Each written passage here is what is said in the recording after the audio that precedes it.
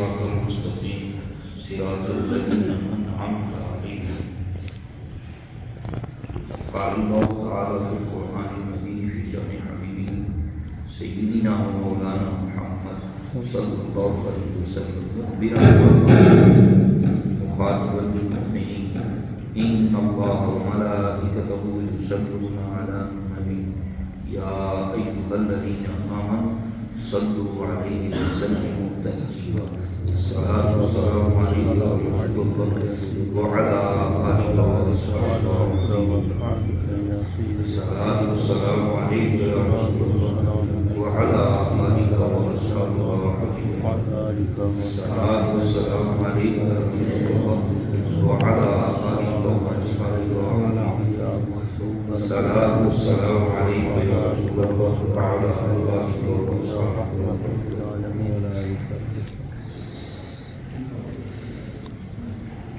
رب کریم جل جلالہ کا فرمان ہے اهدنا الصراط المستقیم.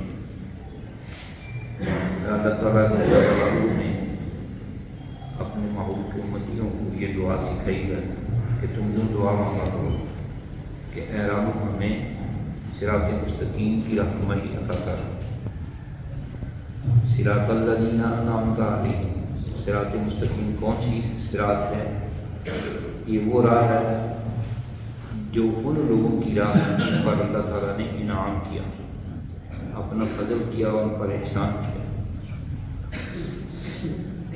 اس آیت مبارکہ کی تفسیر میں جب چلیں تو اکثر علماء محدثین نے یہ بات واضح کی ہے کہ صراط الذین انعمت علیہم سے مراد مسلک و مذہب جو ہے عقیدہ اہل سنت والا جس کا ہے وہ مراد ہے.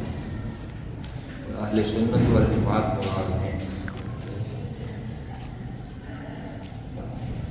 اور نبی کریم صلی اللہ علیہ وسلم سے کچھ احادیث مروی ہیں. ان میں سے 3 حدیثیں اس وقت میرے سامنے ہیں، وہ میں آپ سے شیئر کرتا ہوں. سیدنا ابن عمر یعنی سیدنا عمر رضی اللہ تعالیٰ عنہ کے صاحبزادے حضرت عبداللہ رضی اللہ تعالیٰ عنہ روایت کرتے ہیں رسول اللہ صلی اللہ علیہ وآلہ وسلم نے فرمایا لَيَأْتِيَنَّ عَلَىٰ أُمَّتِي كَمَا أَتَىٰ عَلَىٰ بَنِي إِسْرَائِيلَ حَذْوَ النَّعْلِ بِالنَّعْلِ، کہ میری امت پر اسی طرح کا دور اور انداز آ جائے گا جیسا کہ بنی اسرائیل پر آیا تھا. یعنی جیسے کہ اگر کسی نے جوتی اس طرح کی پہنی تھی انہوں نے کوئی پہنی تھی تو یہ بھی اسی طرح کی، یا پوری گویا اس سے مراد ہے کہ وہ نقل اتاریں گے ان کی، جیسے ہو رہا ہے اس وقت. یہود و نصارہ کا انداز دیکھ کے ان کا میڈیا بڑا تیز ہے تو ساری دنیا میں وہ اپنی بنائی ہوئی پروڈکٹ جو ہیں اپنی چیزیں ان کو نشر کرنے، حتیٰ کہ وہ جسم کا انداز بھی داڑیاں مڑ دینا، سر کے بال بنا لینا، یا وہ لباس سر کے بالوں کے علاوہ لباس جو ہے اس کا انداز اور سٹائل یہ سب اسی طرح ہو رہا ہے. تو ہمارے آقا صلی اللہ علیہ وسلم نے یہ فرمایا حتیٰ ان کان منہم من اتی امہ علانیۃ لکان فی امتی من یصنع ذلک، اگر ان میں سے کوئی ایک ایسا شخص تھا جس نے اپنی ماں سے بدفعلی کی تھی تو میری امت میں بھی ایسا ہوگا جو یوں کرے گا.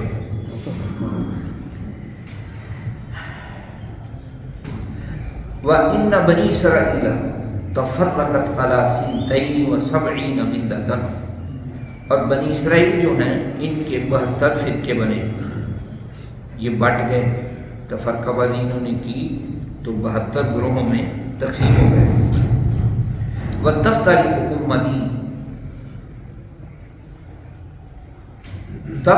أُمَّتِي عَلَىٰ 73 مِلَّةً، اور میری امت جو ہے یہ 73 فرقوں میں بٹے گی. كُلُّهُمْ فِي النَّارِ، سب کے سب جہنمی ہوں گے، إِلَّا مِلَّةً وَاحِدَةً، مگر ایک گروہ جو ہے وہ جہنمی نہیں ہوگا. قالوا من هي یا رسول اللہ صلی اللہ علیہ وسلم، تو صحابہ کرام نے عرض کی یا رسول اللہ وہ کون سا گروہ ہے جو جہنمی نہیں ہوگا اور جنتی ہوگا۔ قال ما انا علیہ و اصحابی، تو حضور نے فرمایا جو اس طریقے کو اپنائیں گے، جو طریقہ میرا اور میرے صحابہ کا ہے، وہ اہل جنت ہوں گے۔ مطلب اس کا یہ ہے۔ ایک اور حدیث ہے، اب اس میں تفصیل میں جائیں تو بہت کچھ ہے کہ اہل سنت باقاعدہ صحابہ کرام کے طریقہ پر ہیں، ان کے جو عقائد ہیں ان کے مطابق ہیں۔ اگرچہ کچھ لوگ تروڑ مروڑ کے باتیں کر کے تو اپنے آپ کو ہائی لائٹ کرنا چاہتے ہیں اور بتاتے ہیں کہ ہم صحیح ہیں، اور یہ کہنے کی ویسے جرات کسی میں نہیں ہے اہل سنت کے علاوہ کہ وہ کہے کہ ہم صحیح ہیں۔ جتنے بھی فرقے پیدا ہوئے ہیں نا، ان کی بنیاد کی طرف چلیں تو چلتے چلتے اینڈ پہ کوئی ایک بندہ نکلے گا جس کے پیچھے سارے لگے ہوئے ہیں۔ اہل سنت کو لیں تو یہ صحابہ کرام سے لے کر اب تک ایک پوری جماعت ہے، علماء کی جماعت ہے، جن کے فیصلے یہ ہیں کہ اہل سنت کی جو اعتقادات ہیں وہ حق ہیں، اور جو ان کے مخالف ہوگا وہ یا بدعتی ہوگا یا گمراہ ہوگا یا کافر ہو جائے گا۔ تو نزدیک اس کا ٹھکانہ کوئی نہیں ہے۔ اور ایک اور حدیث ہے، عبداللہ بن مسعود رضی اللہ تعالیٰ عنہ راوی ہیں، کہتے ہیں خط لنا رسول اللہ صلی اللہ علیہ وآلہ وسلم خط، حضور علیہ السلام نے ہمارے سامنے ایک خط کھینچا، یعنی لائن لگائی سیدھی۔ ثم قال ھذا سبیل اللہ، پھر فرمایا کہ یہ اللہ کا راہ ہے۔ ثم خط خطوطا عن یمینہ و عن شمالہ، اور وہ جو خط سیدھا لگایا تھا پھر اس کے دائیں کچھ خط کھینچ لیے اور کچھ بائیں خط کھینچ لیے۔ وہ خط کھینچنے کے بعد وقال ھذہ سبل علی کل سبیل منہا شیطان یدعو الیہ، فرمایا یہ راستے ہیں، ان میں سے ہر راہ پر شیطان بیٹھا ہوا ہے اور اپنی طرف بلا رہا ہے۔ اور پھر حضور علیہ السلام نے یہ آیت مبارکہ تلاوت فرمائی، ان ھذا صراطی مستقیما فاتبعوہ، کہ یہ میرا راستہ ہے سیدھا، اس کی اتباع کرو، اس پر چلو۔ ایک اور حدیث ہے، سیدنا ابو ہریرہ رضی اللہ تعالیٰ عنہ کہتے ہیں رسول اللہ صلی اللہ علیہ وسلم نے فرمایا یکون فی آخر الزمان دجالون کذابون یاتونکم من الاحادیث بما لم تسمعوا، آخری زمانے میں بہت سارے دجال اور کذاب ہوں گے۔ دجال کا معنی ہے دھوکہ دینے والے، فریبی، اور کذاب کا معنی جھوٹ بہت زیادہ بولنے، اور فرمایا کہ یاتونکم من الاحادیث، وہ احادیث میں سے ایسی حدیثیں تمہارے پاس لائیں گے بما لم تسمعوا انتم ولا آباؤکم، جو نہ تم نے سنی ہوں گی نہ تمہارے آبا نے سنی ہوں گی۔ تو وہ آگے کہتے ہیں یہ مولوی کیوں نہیں سناتے یہ والی حدیث، یہ والی حدیث مولوی کیوں نہیں سناتے؟ تو اس میں اپنی طرف سے کچھ نہ کچھ پکچریں لگا لیتے ہیں اور گڑبڑ کر کے تو پھر لوگوں تک پہنچاتے ہیں، کیونکہ ان کا پروگرام ہی یہ ہے کہ ان کو سیدھی راہ پر نہ رہنے دیں۔ تو یہ حضور علیہ السلام نے آج سے 1400 سال پہلے یہ سب کچھ بتا دیا ہوا ہے کہ ایسے ہوگا، تو اب وہ ہو رہا ہے۔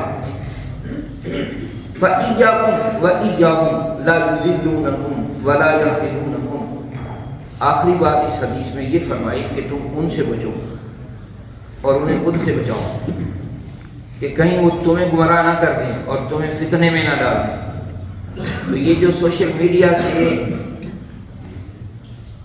نالائق قسم کے لوگوں کی گفتگو سن کر اس کے پیچھے لگنا ہے نا، یہ اس حدیث سے ہٹنا ہے کہ حضور نے فرمایا ایسے واحد کے پیچھے نہیں لگنا جو الٹ باتیں کرتے ہیں اور ایسی حدیثیں سناتے ہیں جو تمہیں علماء نے پہلے کوئی نہیں سنائی۔ تو ظاہر احادیث میں جو کچھ بھی ہے اختلافی باتیں ہیں، خوش وتر ہے، پھر اس میں علماء نے ان کو چھان کے تو تجزیہ کر کے یہ بتایا کہ کس پر عمل کرنا ہے، تو اس پر امت کا عمل تھا۔ تو اب آگے کچھ لوگ جو ہیں وہ اس عمل کو غلط قرار دے رہے ہیں اور جو حدیثیں ظاہر نہ تھیں ان کو ظاہر کر کر کے اپنے حق پر ہونے کی دلیل دے رہے ہیں اور گڑبڑ کر رہے ہیں۔ اب یہ جو جنتی ہیں یہ احادیث اس کے مطابق علماء کی اگر آراء کو معلوم کیا جائے تو حضور علیہ السلام کے زمانے سے صحابہ کے زمانے سے لے کر آج تک کے علماء کی رائے جو ہے وہ یہی ہے کہ اس سے مراد اہل سنت والجماعت ہیں۔ جو اہل سنت کے عقائد کے خلاف ہوگا وہ نکل گیا اور وہ حق پر نہ رہا۔ اب اس کے مخالف بد مذہب یا کافر لوگ آتے ہیں، ان کے حوالے سے احادیث سیدنا ابراہیم بن میسرہ رضی اللہ تعالیٰ عنہ کہتے ہیں رسول اللہ صلی اللہ علیہ وسلم نے فرمایا من وقر صاحب بدعت فقد اعان علی عدم الاسلام، جس نے کسی بدعتی کی یعنی غیر اہل سنت کی تعظیم کی اس نے اسلام کو ڈھا دینے پر مدد کی۔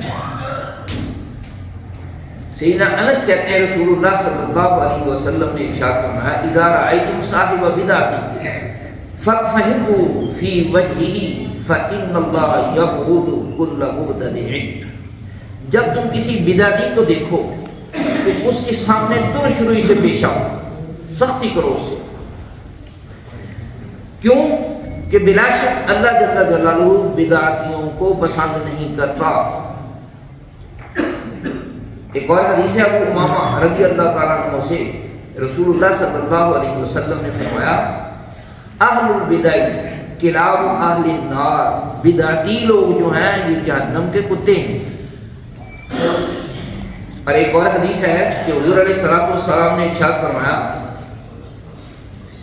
لا يقبل الله لصاحب بدعة صوما ولا صلاة ولا صدقة ولا حجا ولا عمرة، اللہ کا جل جلالہ بدعتی آدمی جو ہے یہ انسان جو ہے اس کی نہ روزہ قبول کرتا ہے، نہ نماز قبول کرتا ہے، نہ صدقہ قبول کرتا ہے، نہ حج قبول کرتا ہے، ولا عمرۃ اور نہ عمرہ قبول کرتا ہے، ولا جہادا اور نہ اسے جہاد قبول کرتا ہے، ولا صرفا ولا عدلا اور نہ فرض قبول کرتا ہے نہ نفل قبول کرتا ہے۔